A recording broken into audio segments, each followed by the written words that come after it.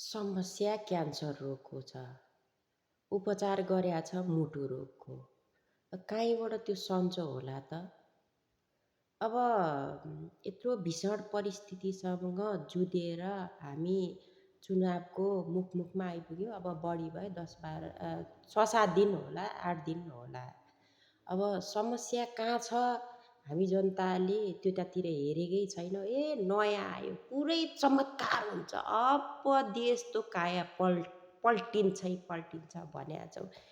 फलानो जिन्दाबाद भन्या छौँ, झिस्कानो यो भन्या छौँ, चिलानो त्यो नराम्रो भन्या छौँ, उसले उसलाई गाली गर्या छौँ, उसले उसलाई मन परी बोल्या छौँ, उसले उसलाई मुख छोड्या छौँ। बाबा हामी सबै नेपाली हो, कसैले कसैलाई मुख छोड्नु पनि बेकार हो क्या। किनभने भोलि त्यो ठाउँमा पुगिसके पछाडि सबैजना उनीहरू मिल्छन्। हामी यहाँ गाली गर्ने, एकअर्कालाई दुश्मनी बनाउने, एकअर्कासँग हामी झगडा गर्ने, द्वन्द्वमा चाहिँ हामी भासिने, हामी गरिबलाई हुनेवाला कहीँबाट केही पनि छैन। 35 वर्षदेखि पालो लुटे। अब नयाँ आउनेले चाहिँ के गर्छ त? मेन हाम्रो समस्या कहाँ छ भन्नुहुन्छ भने 12 बुँदे संविधान। 12 बुँदे संविधान रहन्जेलसम्म जो कोही नै किन नआओस्, हामीलाई केही फरक पर्दैन। हामी गरिब मजदुर भुइँ मान्छे, हाम्रो लागि कुनै किसिमको समस्याको समाधान हुँदैन। हिजो पनि भएको थिएन, भोलि पनि हुँदैन। माओवादी सरकारले पनि त त्यत्रो जनयुद्ध गरेर 10 वर्ष जनयुद्ध गरेर आयो। यत्रो हामी पनि गएर हुम्मिनु पर्यो, हामीले पनि दुःख गऱ्यौँ। एक दिन 2 दिन भयो भने हामी आन्दोलनमा गएर कुदेर ल के नै हुन्छ अब भनेर त्यहाँ कागजमा लेखेर फलानु गरिबलाई चाहिँ यो गरिदिन्छु त्यो गर्छु भनेर कागजमा त लेखेरै आएको नि त। कार्यान्वयन भयो त? 21 वर्षसम्म यिनीहरूले पालो काङ्ग्रेस एमाले माओवादी मिली आफ्नै छोरा नाति, आफ्ना आफन्त, आफ्ना कार्यकर्ता जसले झ्याम्टे पाल्दै ठिक्क भयो। हामी गरिब जनतालाई के गरे? हाम्रो त सधैँ ढाडै सेक्या नि। के प्रगति गरे भन्नुहुन्छ भने विदेशमा 17-18 वर्ष पुगेका बालबालिका जो पनि के होस् यहाँका युवा बेचेर उनीहरूकै झोले भरौटे दलेले बेचेर जीविकोपार्जन गरे। हुन त एउटा बाध्यता पनि छ। हाम्रो देशमा कुनै किसिमको रोजगारी पनि छैन।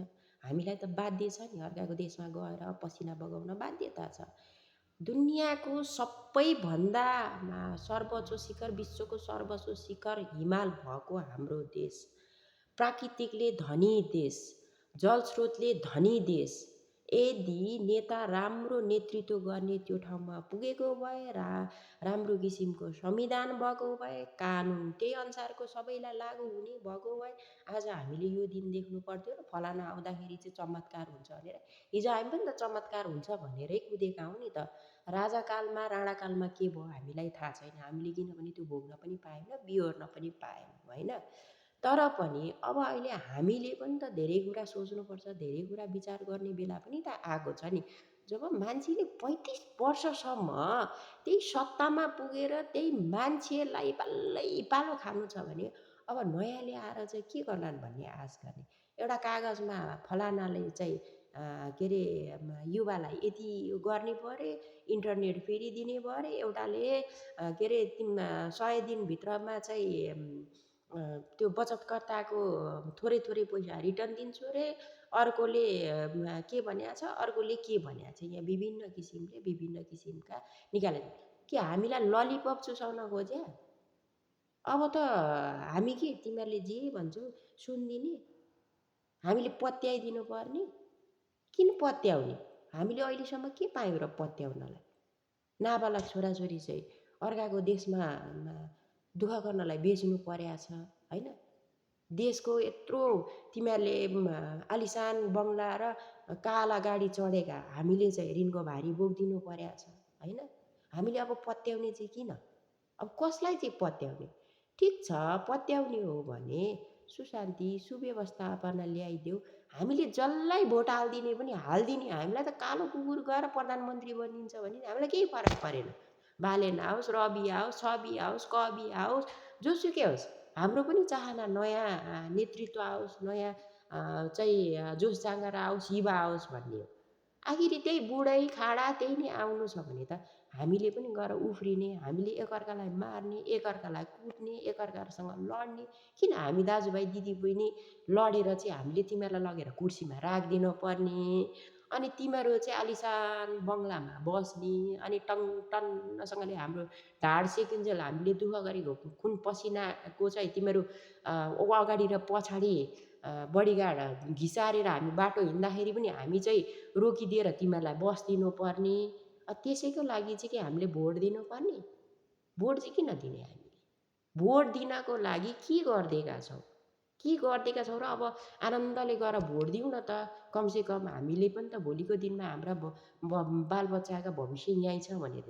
तिमीहरूले मुखले त भविष्य छ, यो गरिदिन्छु, त्यो गरिदिन्छु, ऊ गरिदिन्छु, यो भएन त्यो भएन भनेर त भनिरहेछौ। मैले सुनेको त 21 वर्षको म बुझ्ने हुँदाखेरि मैले सुनेको त 21 वर्षको। खोइ सुशान्ति सुव्यवस्थापन खोइ हाम्रा छोराछोरी हामी आफै पनि विकल्प के खोज्ने? अब विदेशै जानपर्छ भनेर पासपोर्ट 15,000 को पासपोर्ट हातमा बोकेर कुन चाहिँलाई 2-3 लाख रुपियाँ 3 रुपियाँ ब्याजमा चाहिँ ऋण काटेर घर जग्गा जे छ छैन धितो राखेर आफ्नो जिन्दगी धितो राखेर अर्काको देशमा जाने बाध्य बनाएको छ। अब चाहिँ के चमत्कार हुन्छ र? कागजमा लेखेको भरमा चमत्कार हुने हो र? पहिला कार्यान्वयन गर, सुशान्ति सुव्यवस्थालाई एकअर्कासँग हामी लड्नु नपरोस्, एकअर्कासँग हामी भिड्नु नपरोस्। हामीले 700 वर्ष अगाडिदेखि आएको चलन चल्ती हाम्रा जिजुबाउ बाउ बाजे पुर्खौले चल्दै आएको हाम्रो हिन्दू धर्म सनातनी धर्म नमासिदेऊ। हामीले आफ्नो खुल्ला मनले चाहिँ हामीले मान्न पाइयोस् हैन। धर्म जसले जे मान्छ आफ्नो मनले मान्न पाइयोस्, बस हामीलाई चाहिएको थियो। ठिक छ, भोट दिन्छौँ हामी। भोट दिनको लागि त तिमीहरूले कागजमा लेखेको भएर होइन, पहिला कार्यान्वयन गरिदेऊ न। हामी भोट दिन्छौँ। भोट दिन ठुलो कुरो होइन। तिमीहरू जोसुकै गएर बसिदेऊ प्रधानमन्त्रीमा, हामीलाई ठुलो कुरो होइन। कमसेकम 5 वर्ष बस्दाखेरि देशको विकास भनेको एउटा बाटो मात्रै होइन नि त।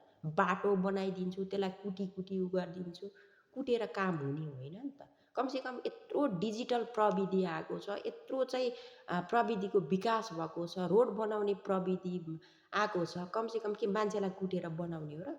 हिजो के अरे गोरु जोत्दाखेरि त अलिकति गोरुलाई कुट्यो भने गोरुले जोत्दैन त्यहीँ बस्दिन्छ भने मान्छेलाई कुटेर बनाउने हो त।